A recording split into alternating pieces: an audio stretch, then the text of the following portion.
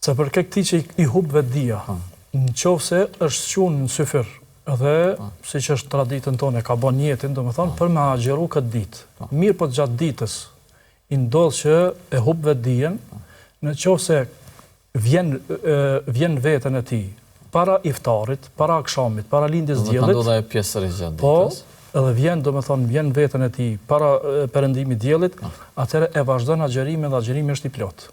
Nuk ka ndonjë problem. Nuk ka prish ti personi. Nuk është prish. Në qoftë se ky agjerim është qur në syfir, e ka bën jetën, mirë po, kur është ardhur në vetën e tij, ka kalu akshami, atëherë ky duhet me kompensu këtë ditë. Kështu thojnë tri mëdhëbet.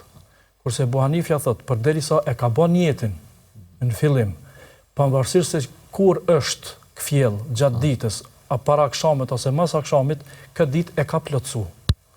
Mirë po, shumica e dietarëve e kanë thënë që duhet më u kompensu, duhet me bë kaza këtë ditë.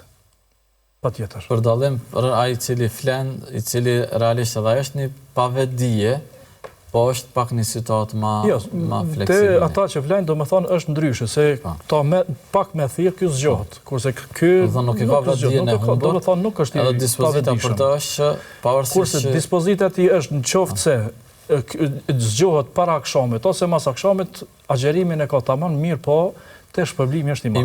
I miri. Qysh bëhet me nej gjithë ditën. Gjithë ditën flas.